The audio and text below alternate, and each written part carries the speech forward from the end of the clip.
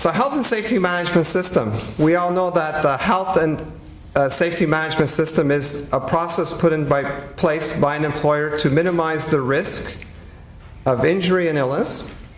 This is made possible by identifying, assessing, and controlling risks to all the workers in workplace operations. So why do we need a health and safety management system? Well, number one, my first bullet there, of course, identify and analyze, right? Health and safety hazards at the work site. Once those are identified, we have to look at to have control measures, right, for elimination or reducing risk to workers from hazards. We must also clearly demonstrate management commitment to health and safety for workers. Also, to have a standard procedure in place for incident reporting and investigation. So I've got a slide up here from OSHA. Dr. Hassan, who's not with us at the conference, he actually put most of this presentation together for us. But he had found that OSHA penalties have actually gone up, as we can see here. So according to this slide, there's been an increase by 78% that started back in August of 2016. As you can see, the current back then, the maximum penalty versus the new maximum penalty per violation. So quite large numbers there. And how has that affected your workman's comp? So it's been estimated by OSHA that employers pay almost $1 billion per week for direct workers' compensation costs alone. And in the table below, there's a couple of different industries represented. And if you look at the cost of payroll and annualized costs, we can see here that in roofing, that represents 21%. So that's quite a bit of money, right, having to be spent when you look at workman's comp. So what are the elements of a health and safety management system? And I call it the basics. So the first thing is you have to have management leadership and commitment. You must have hazard identification and assessment, hazard control, ongoing inspections. We just talked about inspections just a few minutes ago, right? Qualification, orientation, and training. We also have to have an emergency response plan in place in case something does happen, right? And remember how I talked about in my risk presentation yesterday. We also need to have incident investigation. So once an incident does take place at your facility, there has to be an investigation started. And then we also need to have program administration, somebody to take over to administer the program. So how to establish a health and safety management system? So first we must establish health and safety policies. So going to OSHA, whether at the federal level, state level, look at what policies have to be in place for your particular operation. Identify regulations that apply to your business. Process for incident and investigation and reporting. We have to have a process in place. Identify and control health and safety related risks. Again, risk assessment. A very important point here, encourage employee participation. You need to get your employees involved. Like Rachel talked about going down and putting the boots on and seeing what your people actually do. You need to get them involved. And paramount, audit the safety management system. So this is not a one-time deal. You get it done, you do it, and boom, it's over with. You have to keep looking at what's going on. So ERA business analysis tool. So now we're going to get into a little bit about the dynamic form that we were talking about previously, right? So the idea is taking it from the paper and turning it into an electronic living program, making it automated. So we all identify all the applicable OSHA regulations. The gentleman asked that question about the 1910, which is quite lengthy when you start reading it. In your business, right, using the ERA Unique Business Analysis tool. So we have to go to 29 CFR of the Code of Federal Regulations, right, and do an analysis checklist to help your business owner to identify workplace hazards, right? And then integrate it with up-to-date regulations tables from OSHA. So basically, if you look on the right-hand side, there's some steps there from the 1910 and the different subparts. And then there's a form at the bottom of one of the process safety management about the hazardous chemicals. So that's just a kind of a screenshot of what it would look like, what it looks like in our software. So how does it look? If you're looking at the ERA business analysis tool, right? Here's an example of some different chemicals of concern. And I've highlighted lead. So that's taken from 1910.1025, and of course there's other chemicals below. Then we look at, say, general information about the company. So we have here the name of the company. We're looking at how many facilities there are, how many employees. And then we can get into 1910 different subparts. And as previous presenters have talked about, the paperclip where you can attach photos and documents, which is important. I think, Dorothea, you talked about a signature even like on your inspection. So you need to have some kind of supporting documentation to go along with the incident, always helpful, right? If there are any comments, maybe you have witnesses to the incident and you want to add some comments in there. Also, the software, through the dynamic form, has the capability of retaining history. So obviously when an incident happens, you want to have a date stamp on there, but maybe you have to revisit and you need to have additional information in there. So ERA Incident Investigation Reporting Solution, right? What does it do? Well, what we call an automated incident near-miss safety observation record keeping workflow. Integrated with corrective actions and risk module. Remember yesterday I talked about the risk assessment and module, right? So taking incident investigation and having a systematic root cause analysis. Also giving you various reporting options to cover corporate needs. Another point that's highlighted at the bottom here is in red, is basically a lot of the dynamic forms that have been shown here, including the incident dynamic form that I'm presenting. That's a highly customized platform. So we can give you what we call the basic dynamic form, but you can actually customize it to fit your company's operations. Risk assessment process, of course, talked a lot about that yesterday. So embedded with a practical, sustainable, and an easy to understand risk registration tool. Because obviously risk is a lot, it could be applied to inspections, to incidents, there's a lot of components to risk, right? Adopted according to modern risk management frameworks such as the COSO, ISO 13001. Assess how big the risks are both individually and collectively. Remember yesterday I went through the scenario of the swimming pool, my very simple model of a facility or a corporation, and I talked about things that are under your control of your site, and then you have outside influences. So collectively is looking at what are those risks at your site. Focus only on important threats and opportunities. So identify the risks, develop assessment criteria, assess risk, prioritize risks, so there could be more than one risk obviously, and then respond to the risks. And remember, keep calm and do your homework. So in the ERA Health and Safety Management Audit Tool, what do you do next? So I've highlighted in red in the first bullet here, very important component of the dynamic form when you're looking at incidents. So remember I said it's a living, breathing component of your operations. You don't just finish it and that's it, you move on and you're done, right? You have to continuously do the monitoring. You have to audit. When you're getting these instance reports in, the OSHA 300, 301 reports, workman comps filing, you have to audit. And you will get audited also, by the way. And a very important other component is scoring.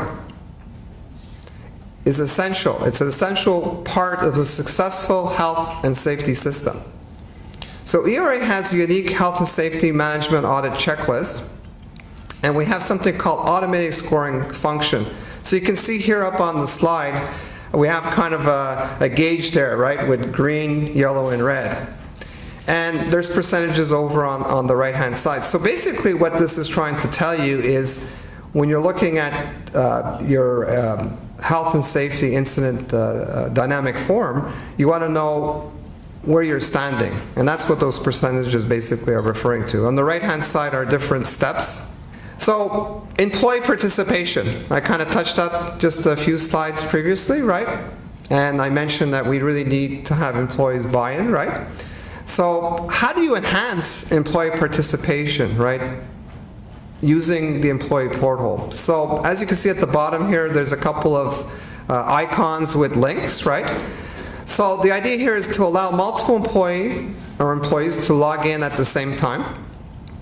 Easy access to safety observation near-miss pages for employees on the floor. So you want to share some of the information, right? You don't want to just keep it locked up in a file cabinet. You want to share that to your staff. Ability to add icons to workstations in the facility to access to safety data sheets. So Natasha talked a little bit about the safety data sheets, SDSs, right? And as part of HASCOM, you have to actually have access for all your employees to actually have the safety data sheets accessibility. Access to your health and safety records, and I've highlighted here, anytime, anywhere. And again, we're going on the mobile application here. To be able to optimize, to work on smartphone, tablets, any size. Ability to add comments, documents, photographs to each incident record. And then as you can see over to the right, there's a kind of a screenshot about steps being completed, right? And access to key performance indicators to monitor trends and review the data live. I think Tom Murray had I think he gave us an example yesterday that you'd be sitting with your C-level or your vice president or plant manager and you're having a supper and you pop out your phone and you say, well, here's the performance of our safety at our plant. Here, I can just pull it up on my phone. So also offline functionality which enable capturing record even if the area has no internet. So basically working offline and then syncing up to the cloud once you're in the Wi-Fi zone. I've got a couple of examples Dr. Hassan had provided us in the presentation. So measuring different safety metrics here. The first graph there, you're looking at what we call leading indicators.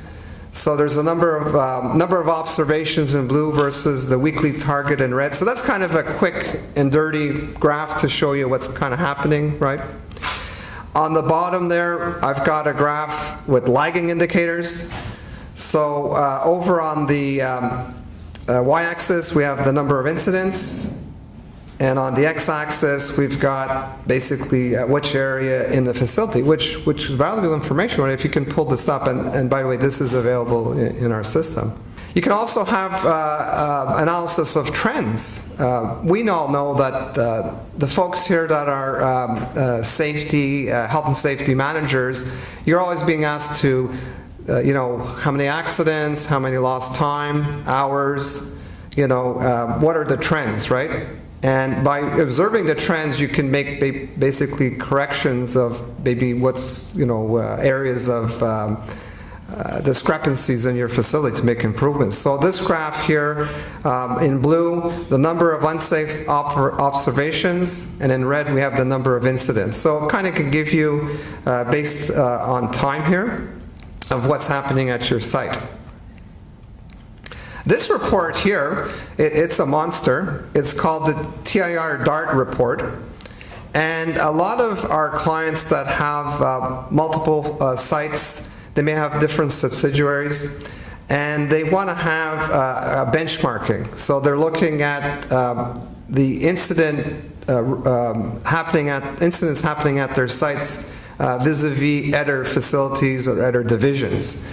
And I've highlighted here just a couple of them. So with that arrow there, weekly number of injuries, right, versus the severity percent difference. So this is a very typical report that an EH&S director would actually maybe meet with the managers and corporate type of meeting and present how the facilities are performing. And this report, by the way, we've had this I don't know, several years now, Andre, this 10 years. So it's been around quite a while. And it actually, when you run it, it runs in Excel, so you can take it and you can spin the data, further if you wish to do that. So what other future development is happening with ERA vis-a-vis health and safety? So we have something called API, Application Programming Interface. It is being created to automatically upload data to the OSHA website. So you know how in the environmental module we refer to running TRI reports, validating in our system, and then you could upload it to TryMeWeb. The Tier 2 submit, we can submit a lot of the emission inventory to various states electronically. So we are working on this particular part of the incident module to have that feature available. We also are working on the integration of risk management module with incident modules. So as I mentioned yesterday, identifying all the risks that are out there. So it'd be really nice if we could take risks to your employees, right, and pull in all the other risks that would be out there. So the ability to register risks from incident. Also, new KPIs and reports are getting generated to give better insight into the underlying cause of the incident. So the idea here, the theme of our conference so far has been talking a lot about the data, right, and measuring. And when you look at it, the more information that you could collect, collecting it on more of a real-time basis could possibly save you in the future, right, for accidents of happening. So that's what's planned for future developments currently. Our company, Morgan, is one of 8 business units under the umbrella of J.B. Poindexter Company. And unfortunately, we are the black sheep of the family. We are the company with the most highest amount of accidents and more challenging conditions. So we have been using ERA services, or Morgan has, and the other JB Pico business units for many years on the environmental side. Last year, we partnered with Sarah and Gary to help us on the incident reporting because the amount of paperwork was overwhelming. And we really needed some automated way to manage all of the traffic of accidents and incidents coming our way. So we launched it this past June, and this is kind of the workflow. And what you saw, what Ms. Rachel presented and what Ms. Hayon presented is the same like this. I mean, ERA has been very clever in creating this dynamic platform that serves so many multiple purposes. So we did it for accident incident investigation reporting.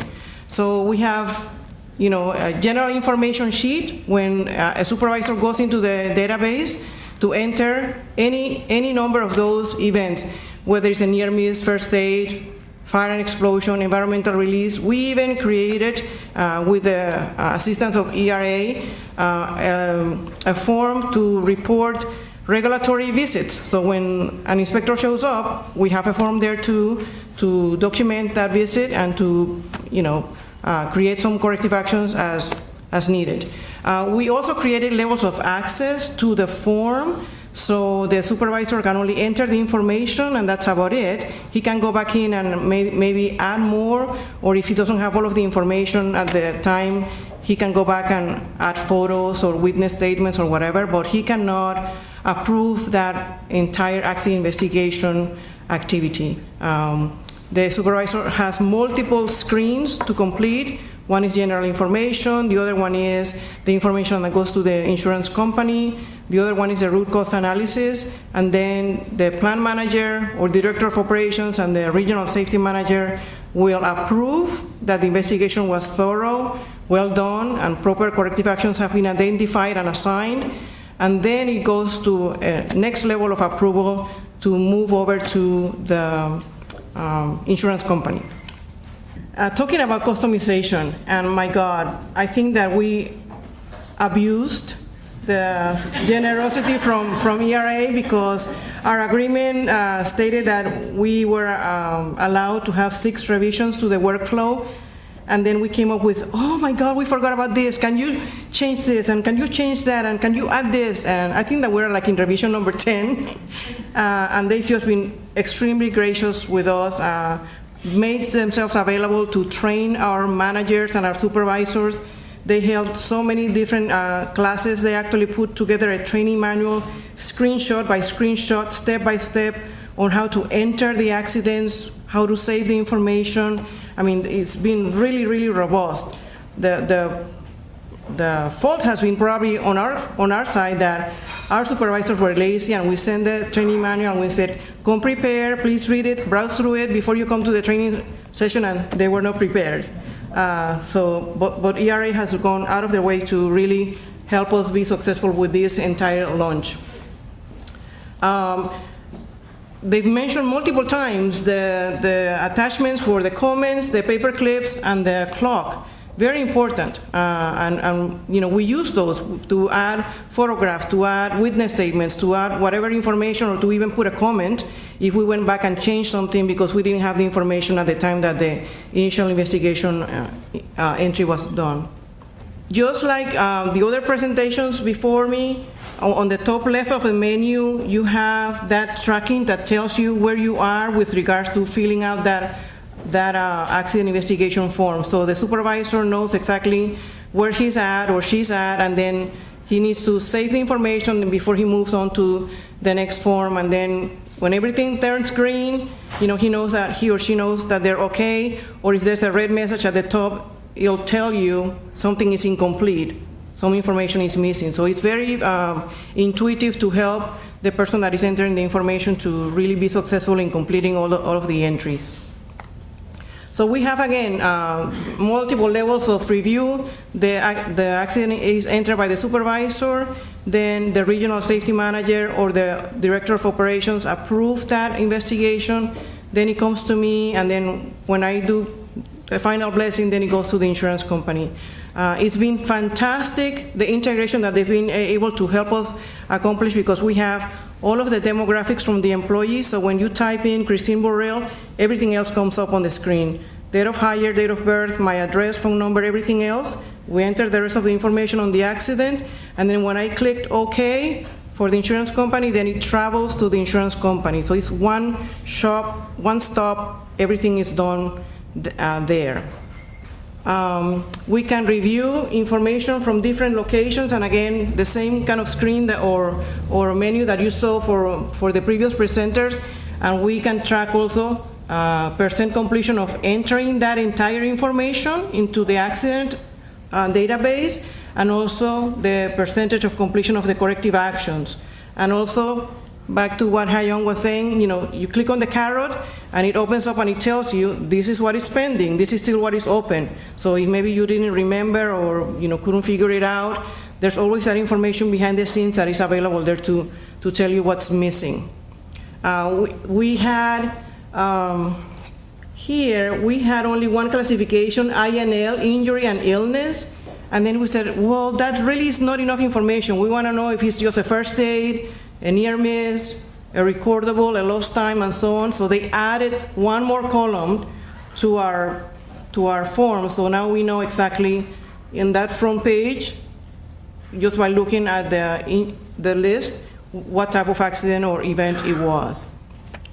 Like I was saying, we have this really nice integration of the Ceridian or Dayforce employee demographics information with the data that goes into ERA, and then the information that goes over to Galarge Bassett. Like Gary mentioned, the form also behind the scenes is also populating the OSHA log for all of the plants. So if we say recordable, then it will assign a recordable case number, and it will put it in the OSHA log. So it's, you know, really user-friendly.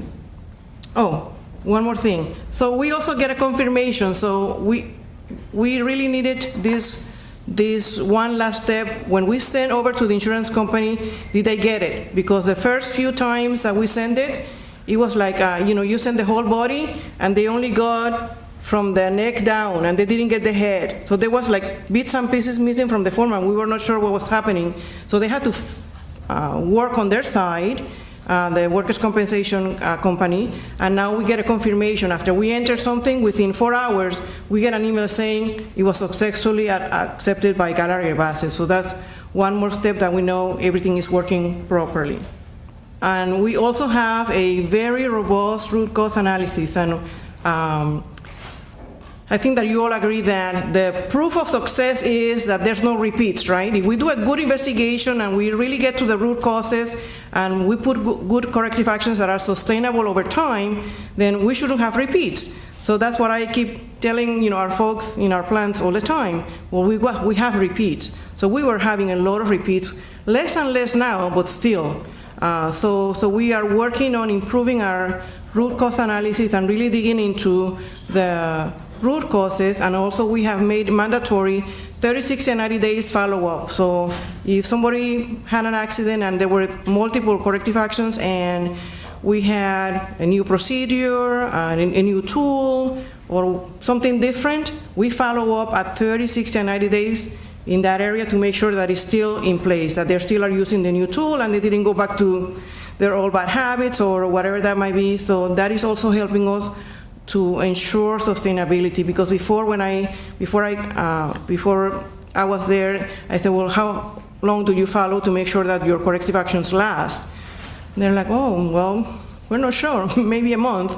Well, maybe a month was not enough. So we're trying to do a better job as following up. Some plants are religious and rigorous about it, and some others still don't have the discipline, but we're kind of still trying to go into that direction.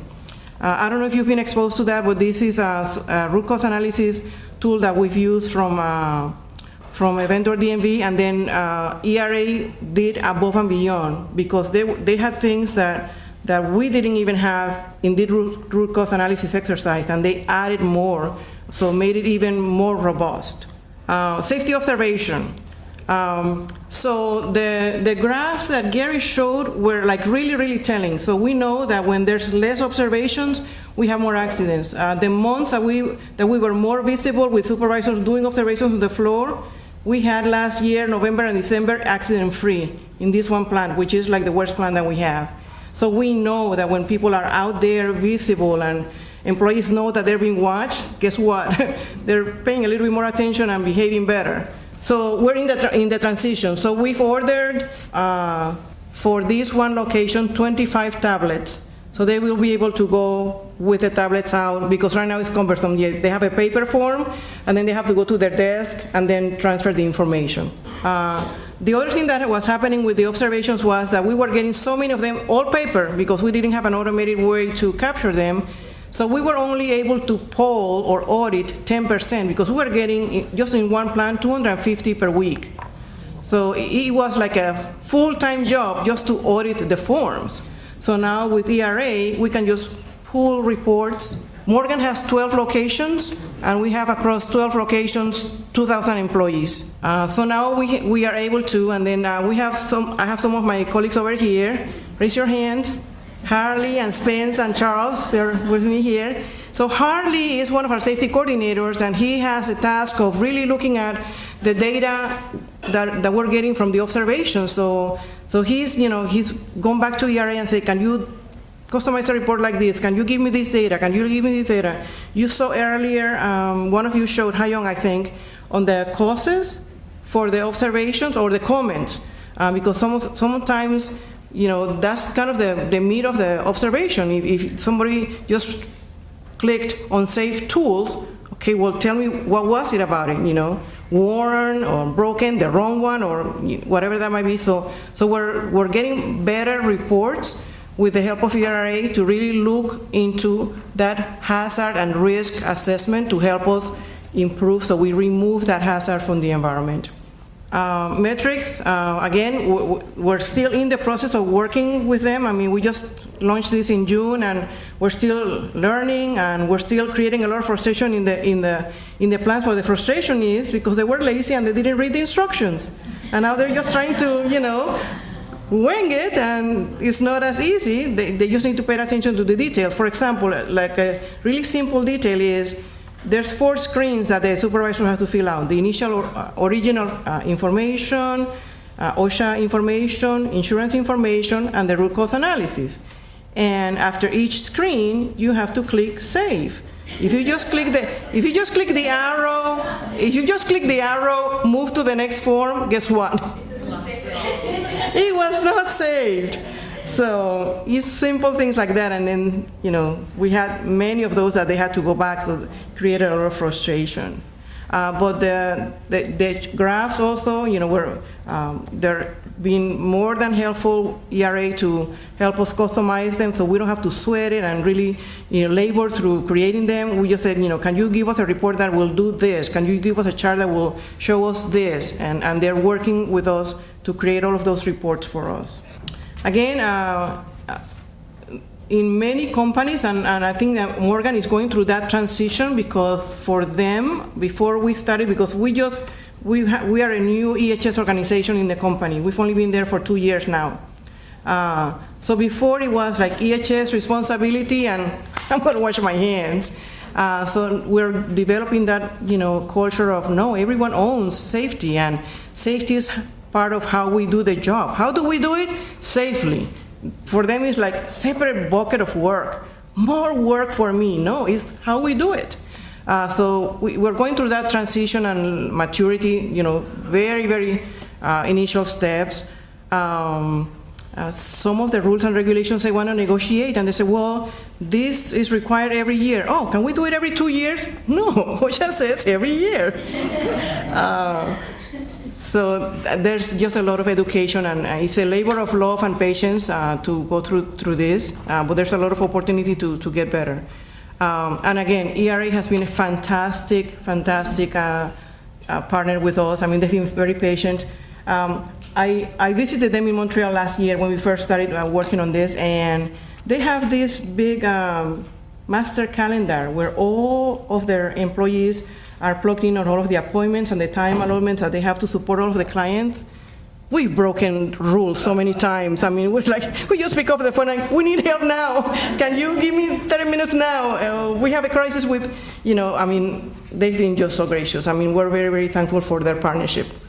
And their partners in that goal of zero injury. I mean, I think that just having the muscle behind of all of the data collection, everything is in one place, it's just fantastic. And we're fighting for really getting into the whole business platform management system, because we just see the need for that. And in our company, we don't have that discipline. I mean, we have so many instances where we work in silos and there's no coordination. Everybody has good intention, but we still work in silos. And we need to really bring everything together, all of the functions working together. That still is not happening. It's a huge opportunity for us. So lessons learned. I mean, I don't know, but I'm probably on their blacklist because I was one of their worst customers. I drag my feet, and sometimes when they call for a call, I decline and I delayed. And so these are some of the things that I can at least share with you that will make it even better when you go on your journey with this implementation. Make sure that there's absolutely no misunderstanding with the senior leadership, that they're fully supportive of that. I think that we were in pretty good shape with that. Set up realistic implementation schedules. Have a team, because I was it. And because I was it, if I was not available or if I had a crisis at work, then they took second and third and fourth place, and then it delayed the whole implementation. So we were like several months, many months behind. Also work, if you're going to do the integration of your Ceridian or HR vendor, Oracle or whomever that is, with your workers' compensation insurance company, also make sure that all three are at the table working together, because we met with one and then we met with another and then we were not all talking at the same time, so that also delayed the process. Have your Gantt chart, be aggressive with your deadlines. And one thing that we also should have done is kept the old way and the new way at least parallel for a little bit, because we just went cold turkey and we said, heck with it, we're not going to do the old system anymore, we're going to go with ERA, and we paid for it. So probably have it for maybe the first 30 days, both systems, until you have confidence, and then you can say, okay, we can close the other one and we can just go fully with ERA. So that was a lessons learned. Again, take advantage of their partnership. They're willing to they just go above and beyond helping us. Their training materials. So I would suggest do a pre-test before you go to that training session. Have them take a pre-test to make sure that they understood, and if they don't, cancel the session, because you're going to waste your time trying to explain something that they have not even made the effort to read. And hardly how many times have we trained and retrained and retrained. We've lost count how many times we've retrained the supervisors. And we need to really just be kind of hard on that and say, if you don't read the materials, you cannot come to the class. Because it's also a waste of time of ERA, because they schedule class after class after class with us. And anticipate system upgrades and revisions. Like I said, we were supposedly allowed to have 6 revisions, and we're like 10 or 11th, and again, they've been just very gracious, and okay, we'll do it, because they're so good. And you've heard in the last couple of days that before, for them, it would have been several days or months or whatever, but we asked for a change, and like the next day, they had it done. Or one day, I actually called Ethan in the middle of reporting an accident because we had an issue, and we had something that was not communicating properly in the forum. And I said, Ethan, can you change that like right now? And he changed it like right there and then as I had it on the phone. So they're just fantastic partners. So we're very lucky. Hopefully you use their services. If you're not already, highly recommended.